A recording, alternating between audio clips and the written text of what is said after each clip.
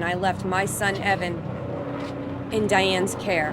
Both cars were completely engulfed in flames. Schuler was driving her 2 children and 3 nieces home from a weekend camping trip upstate when the minivan smashed into an SUV, spun into an embankment, and burst into flames. The SUV then struck a third vehicle. The woman that's driving the car, they think, is having a medical emergency because she called and then she couldn't talk anymore, and she's got 5 kids in the car. The girls just called in distress. They said that the aunt is driving very erratically. We think she's sick. Afternoon, a Long Island family in a minivan drove the wrong way in the northbound lanes of a freeway just north of New York City. I want to know what happened to my wife. What they're saying is not true. Yeah, there are. There's like little kids. The kids not moving. There's a whole bunch of kids. Honestly, the car smashed. Okay, I'll call. Hey humans, it's Hannah. Welcome back to the channel. Today we are going over the case of the 2009 Taconic Parkway disaster. This is one of the most devastating road accidents to have happened in recent times. This is the story of how one woman would cause a car accident so big that it would kill 8 people, including herself, but 4 of those people being children. This video was chosen by my Patreons over on Patreon. We do polls from time to time over there for video topics, and this is what they chose. If you are interested in supporting the channel and getting lots of extras, please check out my Patreon, which will be linked right below in the video description. We do monthly Netflix parties over there. Mid-tiers get exclusive additional videos every month. There's a private Discord server. There's early access, ad-free, stuff like that. There's tons over there, so go check it out if you're interested. So our story begins with a woman named Diane Schuler. Diane was born in 1973 to her dad, Warren Hance Sr., and Aline McCoff. She was the only girl of 4 children.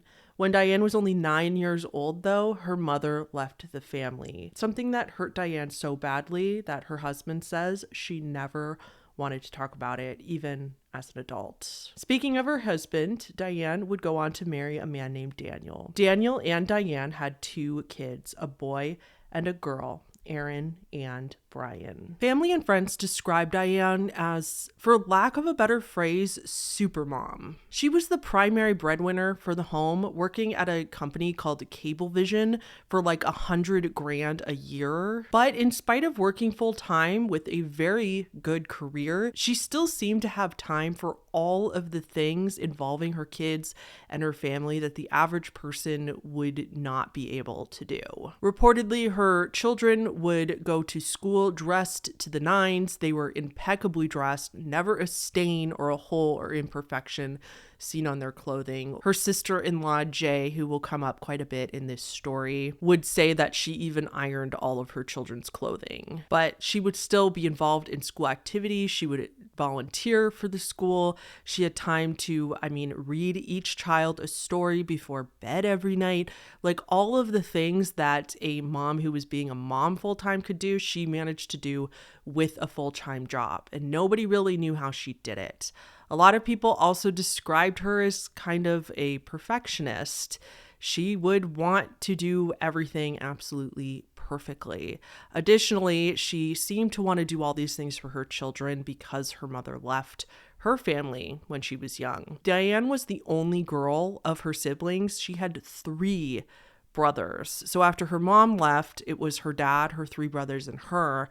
So she was kind of, the woman of the house. So it was thought that because of that, it made her extra determined to be extremely present in her children's lives. So I'm going to take you through the timeline of that day and everything leading up to the crash. And that's going to take the majority of this video. So our day starts at 9:30 a.m. Diane Schuler is 36 years old at this time, and she would leave her family's camping trailer at the Hunter Lake Campground located in Parkville, an area in the Catskills of New York. I believe the family was regulars at this campground. Like I just mentioned, they had a camping trailer that they left there, and they would all go for weekends up there and camp, make s'mores, tell stories, all the stuff that families do. On this particular weekend, Diane and her husband Daniel and their dog all went, but also their 2 children, 5-year-old Brian and 2-year-old Aaron. But on this particular camping weekend, she brought her nieces along. Her brother Warren and his wife Jackie. So Warren and Jackie are the parents of these other children that were with Diane and Daniel that day. So her 3 nieces were with them. These 3 nieces were aged 8. That was Emma Hance. Age 7, Allison Hance. And aged 5, Kate Hance. Diane left the campground with all 5 of these children, her 2 children and her 3 nieces, driving her brother's 2003 Ford Winster red minivan. Daniel, her husband, left the campground at the same time at 9:30 a.m. in a pickup truck with the family dog. The reason that she had all 5 children and Daniel didn't was, first of all, they had a pickup truck. They couldn't really fit the kids in the pickup truck. They couldn't put it in the back of the pickup truck like I assume he did with the dog. Diane was driving the minivan, so it would make the most sense to put the kids in the minivan. And then because the way the cars were arranged, this way Daniel could take the dog and go straight home. So he could start unpacking from the camping trip, doing laundry, things like that. Diane was planning on making stops on the way home. She was going to run some errands. She was going to go to McDonald's and get the kids breakfast, things like that. So like I said, they're all leaving the campground. As they're leaving, they stop and chat with the owner of the campground. The owner recalled that it was a pleasant chat. She just asked the kids if they had fun. All the kids said, yeah, we had so much fun. We can't wait to come back.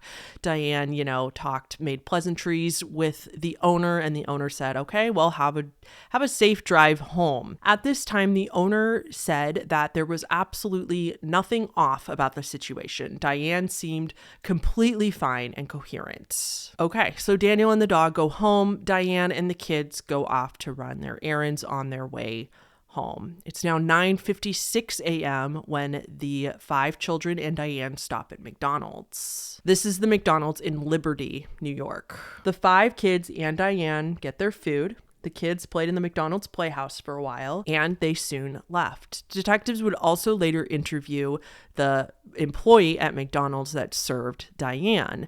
The employee said that, yes, they remembered Diane, and that Diane, again, seemed completely normal, completely coherent, completely sober. So jump to 10:46 a.m., almost an hour later.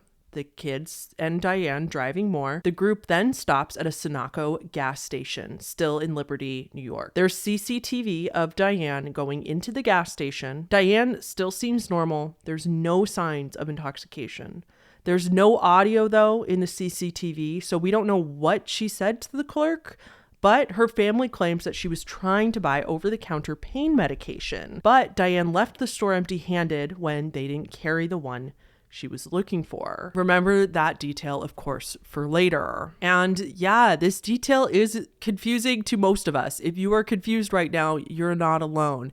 It's very confusing as to why, if they didn't have the particular pain med that Diane wanted, why didn't she just get a different one? If they didn't have Aleve, why didn't she just grab Tylenol? Why didn't she just grab an over-the-counter version of whatever it is she was looking for? You know what I mean? Why didn't she just make it work with what they did have available? About 15 minutes later, just after 11 a.m., Diane left the gas station with all the kids yet again. So it's after this that everything starts to get a little strange. We're now at 11:37 a.m. Diane calls her sister-in-law, Jackie. Remember, Jackie and Warren are married. Jackie is the mother of the 3 nieces in the car. She told Jackie over the phone that they were running late because they had run into traffic. The 3 nieces had a play later that day, evidently, and they had a conversation about, Diane told Jackie, get me 2 tickets to the play. Aaron, my 2-year-old, can sit on my lap, and Brian can have the other ticket so we can come see the girls in the play later. Jackie said, okay, we'll see you when we see you, and they hung up.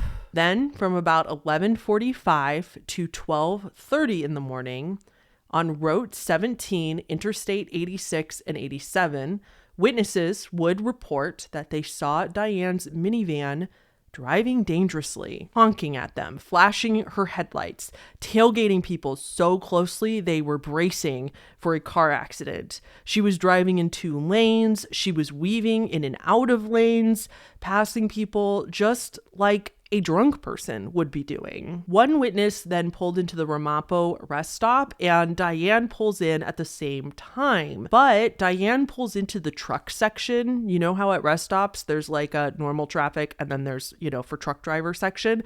She goes to that part. The witness says she saw Diane open her door and bend over as if she needed to throw up or as if she did throw up. However, this witness went into the rest stop area, and Diane was reportedly gone by the time the witness and her husband were leaving the rest area. At 1:01 p.m., yet again, Diane's brother and sister-in-law, Warren and Jackie, the parents of the nieces. I know, I'm just repeating myself because it gets confusing and it's going to get a little more confusing, so I want to make sure everybody understands who we're talking about. They get yet another call from Diane's phone. This phone call was strange. It lasted about 2.5 minutes. Diane sounded weird on the phone. She sounded disoriented.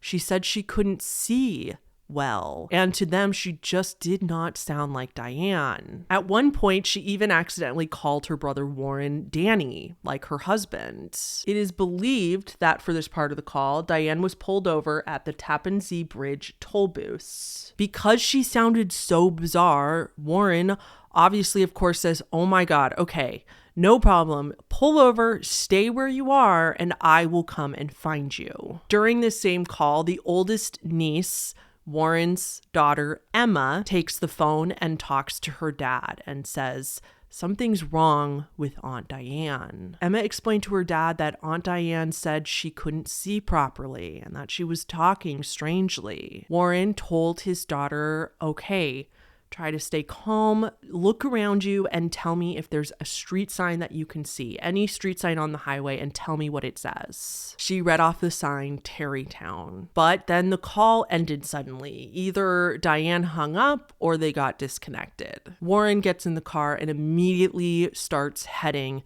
where he believes they are. At 1:10 p.m., somebody calls 3 wrong numbers, again from Diane's phone. As Warren gets in the car and tries to head towards where he believes they are, he is, of course, trying to call Diane back. He's calling her phone over and over and over, but Diane does not answer. It was later discovered that Diane had either dropped or dumped her phone at the toll booths where they just took that call with Warren and Jackie. Her cell phone was later found on one of the dividers in the toll booth area. Locate the kids, and the best they could come up with was that they were at the Tarrytown Rest Center. I'm trying to help a friend of mine.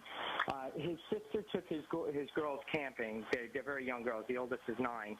The girls just called in distress. They said that the aunt is driving very erratically. We think she's sick. The aunt isn't picking up the cell phone right now. The sister called. She can't talk anymore. There's 3 kids in the car. They're trying to locate her. The woman's name is Diane Schuler. And just put it out to the post car. Okay. And see if they could locate her, because the woman that's driving the car, they think, is having a medical emergency because she called and then she couldn't talk anymore. And she's got 5 kids in the car. I need to know whose name the car is registered to. Warren, yes. It's my car. It's your car. Yeah. Diane keeps driving and ends up near Briarcliff Manor on the Taconic State Parkway. It's now 1:33 p.m. and 911 calls start coming in about a driver in a red minivan crossing into a do not enter one-way road section of the parkway.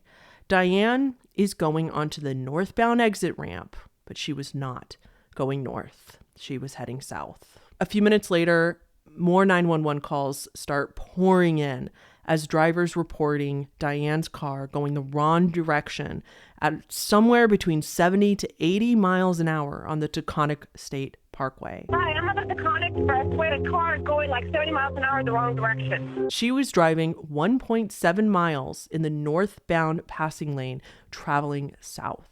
Witnesses call 911. Several of them later described what they saw that day. Diane's car going straight forward down the parkway into oncoming traffic, not swerving at all. As these lucky witnesses who were not involved in the accident, they of course pull over once they see this car heading straight at them. They pull over to avoid a collision, and several of them had the same thing to say when they could see Diane in the driver's seat.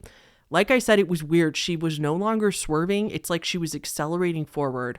One witness said that it was as if somebody was on a mission to unalive themselves. Others just said that it was so weird. It's like she was determined, like she had a determined look on her face, like she never twitched the wheel, never swerved. She was looking straight ahead. I think like almost in a daze, you know? At 1:35 p.m. on July 26, 2009, Diane would crash into oncoming traffic. Yeah, police 911 emergency.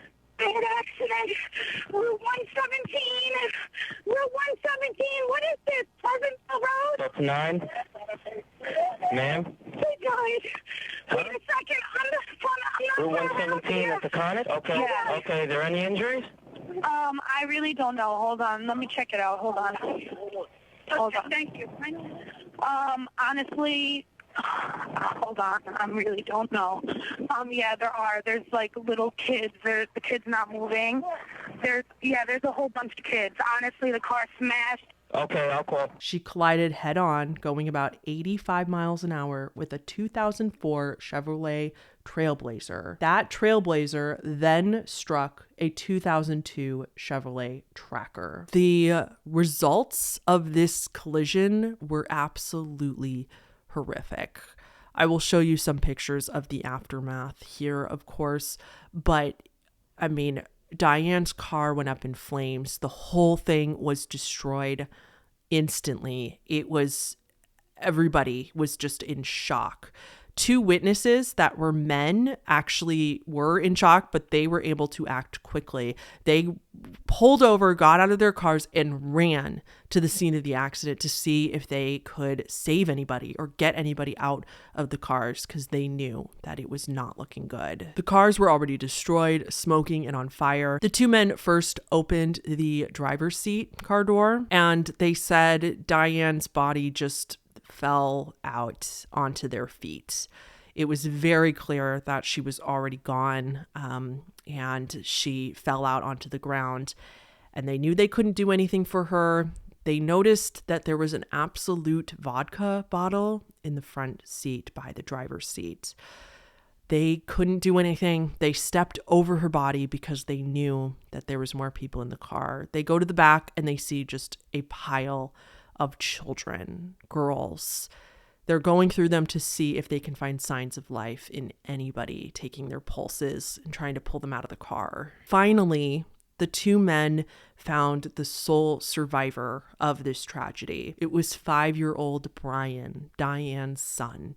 He was underneath the pile of his sister and his cousins. He was underneath this pile of children in the back, and they were able to pull him out, and by some kind of miracle, he was injured, but he was alive. Here are all the victims of the car accident.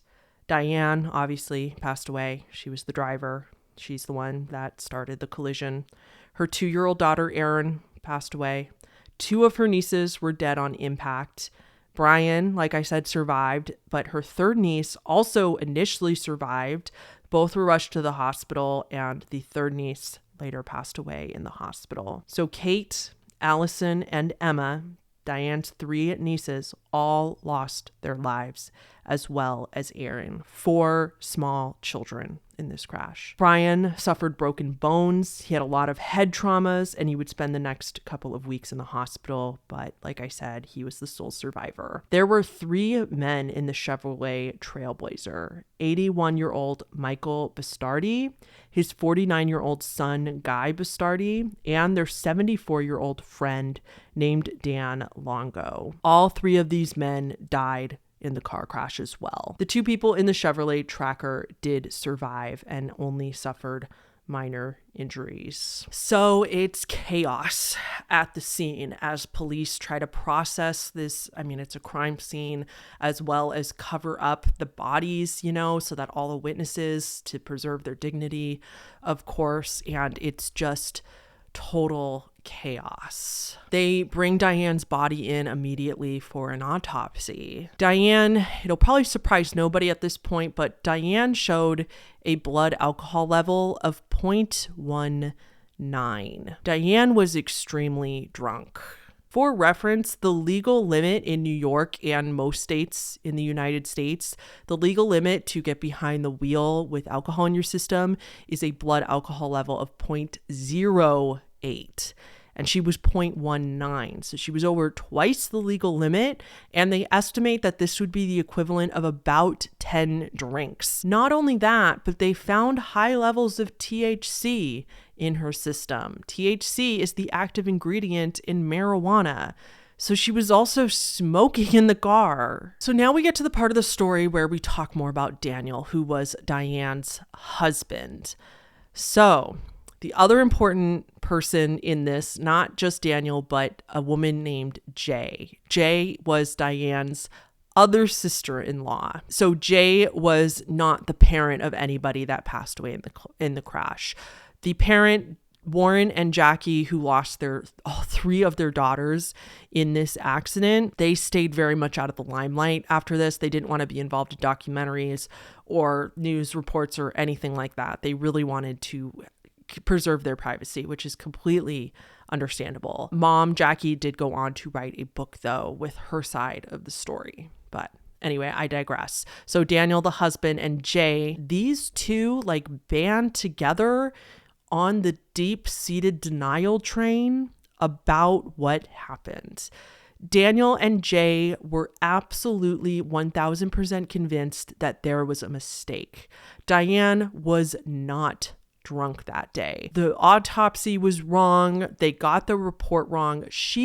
They were sure that she had a medical emergency. She must have had a stroke or something like that. But the autopsy showed no signs of a stroke, an aneurysm, a heart attack, no medical explanation for what happened. All the autopsy showed was her high levels of alcohol in her toxicology results. Then Daniel's story about them drinking overall, but especially on the camping trip, kept changing. At first, he insisted that his wife never drank, that she drank maybe 1 drink a month, if that, but that there was no alcohol on this camping trip. They did not drink. There was no drinking on this camping trip. There is no way that she was drinking that morning. But his story kept changing. He finally admitted that, maybe she drinks sometimes, to finally admitting that, they did drink on the camping trip, but still, there's absolutely no way that Diane would get in a car with all those kids and drink Absolute vodka in the front seat. There's just no way. Marijuana, out of the question. Absolutely, positively not. His story differs from Jay, who said, I think she did smoke marijuana, but not during the day, just to help her sleep sometimes. So she was a lot more open to the fact that she could have been smoking and drinking in general, but they both agreed there was a mistake. There was no way that Diane did this on purpose. She had a medical emergency. The toxicology results were completely false positive. Now, this does match the stories of a lot of people who saw Diane that morning. The owner of the campground said that Diane seemed coherent, normal, and sober. The McDonald's employees said that she seemed coherent, normal, and sober. The CCTV footage of her at the gas station, there's no obvious signs of her being drunk, of her kind of not walking straight, stuttering, walking, limping around, what have you. No weird behavior whatsoever. So it's thought that during those times she was still sober. So after months of press conferences and denial, on November 7th, 2009, a few months after the tragedy, Daniel raised enough money to get Diane's test retested, to get her toxicology reports tested by a different lab that was unrelated, because he was convinced there was a mistake. But a few months later, those lab results came back and They told Daniel that the lab results said the same thing. Diane was drunk as hell and high. In the documentary I watched about this, Jay and Daniel sit down with another expert who doesn't redo the labs, but just looks over the autopsy, looks over all the documents in the court case and the whole situation and all the experts. And he also said the autopsy was good. Everything was done by the books. I have no reason to believe that anything about this is wrong. And he tries to tell them yet again, I'm sorry, but Diane was drunk and high. I am sorry. I know this is painful and hard, but you have to accept the fact that your wife was drinking in the car with those children. It's so frustrating to watch the documentary because Daniel and Jay, they're just like, no. They just still don't believe it. Like, even after so many different people unrelated to each other tell them, I'm sorry, but yes. So there's another weird moment in the documentary when Jay is outside and she's smoking while she's talking to the cameras while Daniel's off doing something else. And it's really interesting because Diane tells the camera, like, oh, none of my family knows that I smoke, but so that'll be funny. I guess they will now, like, because they're going to see the documentary and realize that she smokes. And the irony of that is just so funny that they're both insisting that there's no way that Diane was a secret alcoholic and that she was drinking secretly or anything like that. And Jay insists that there's no way she was keeping that a secret, yet she's smoking in secret and claims that none of her family knows that she's smoking. Like, they're just obviously in such deep denial. They cannot accept that their loved one would do this. And who can blame them? I do get that. So now, something I haven't mentioned yet, but we're going to talk about now, something very important to this story is that there was evidence that Diane had some sort of tooth problem. Remember how she goes into the gas station to get a pain medication over the counter. It is believed that Diane was in a lot of pain that morning. They found her medical records, and Jay and Daniel go through them and look at her medical records about a tooth that had been bothering her, a really, really bad toothache that she kept going to the dentist for, but it was like almost so painful she would leave in the middle of the appointments, or she didn't get around to going to the appointments, or even when she did go to the appointments, they couldn't fix it, stuff like that.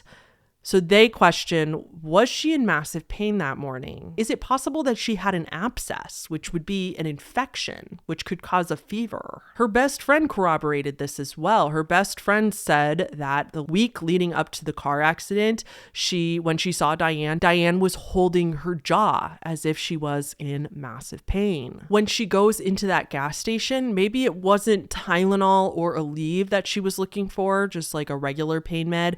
Maybe it was something very specific for the teeth that she was looking for, like some sort of numbing agent or something like that she was looking for, and that's what they didn't have, and she figured Tylenol wouldn't help.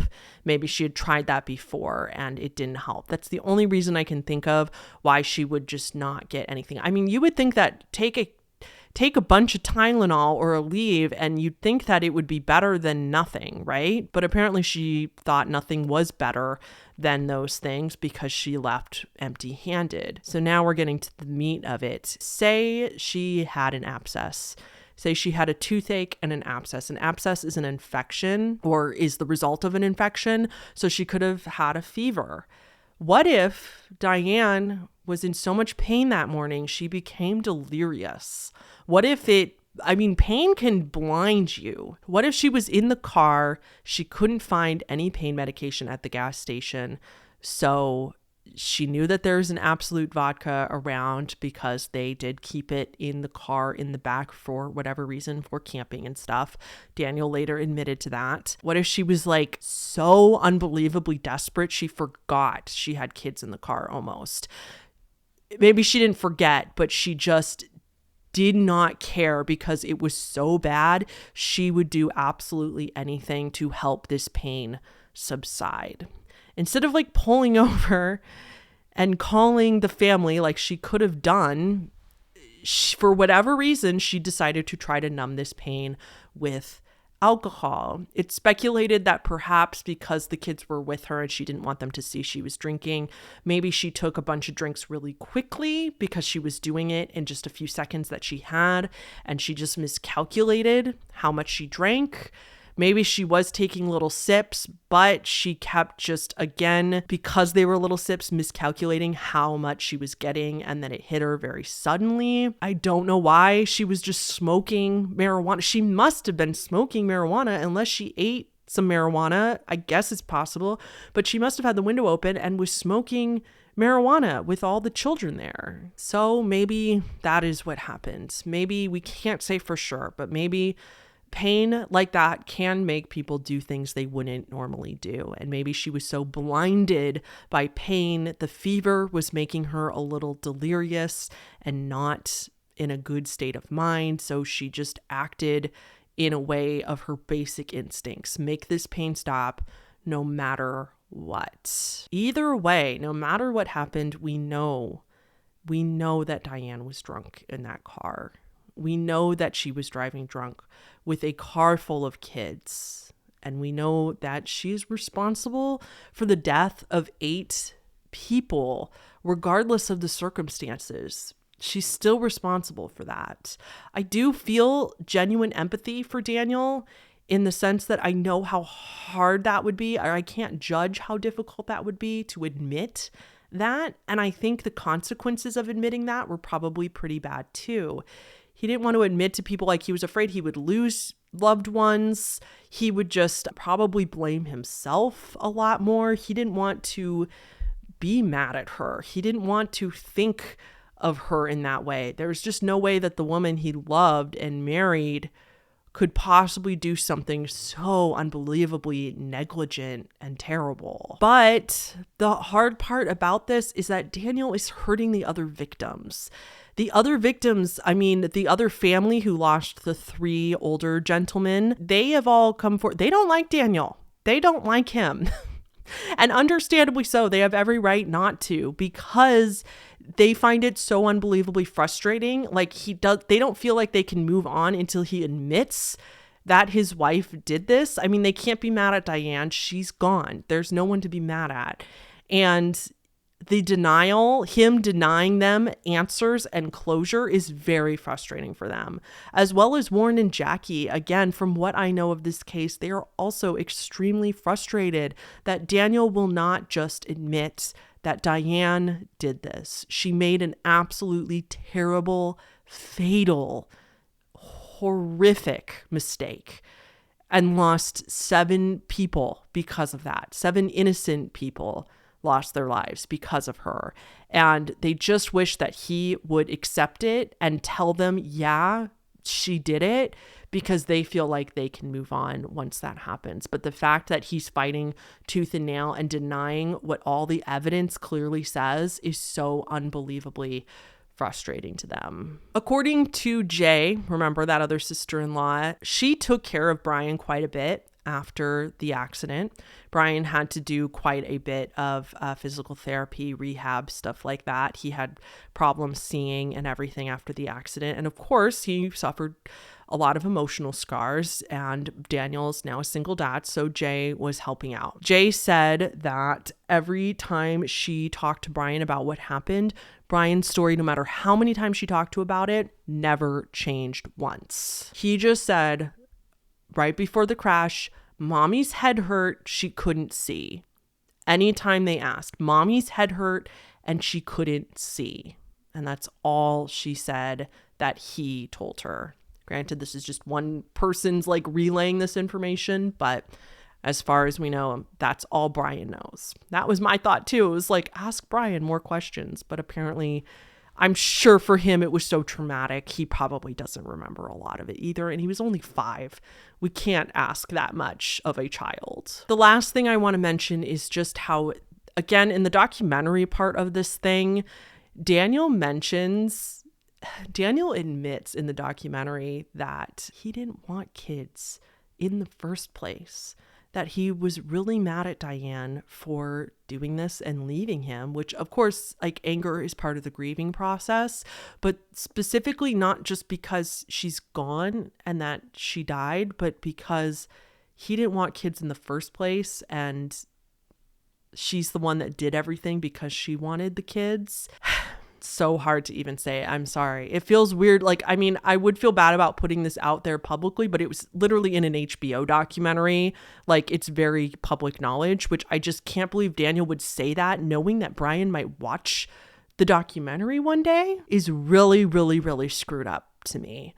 But the fact that he said he didn't really want kids, that's why Jay's helping out so much, and that's why he's mad and resentful of Diane, because she was supposed to be here doing all this stuff, and he still has Brian, so now he's been put in this single dad area. I'm guessing that Daniel still loves Brian. I'm not saying anything about that. I have no idea what their relationship is like, but it seems like, you know, he does, but it's just the resentfulness that comes across is also another very tragic part of this whole thing.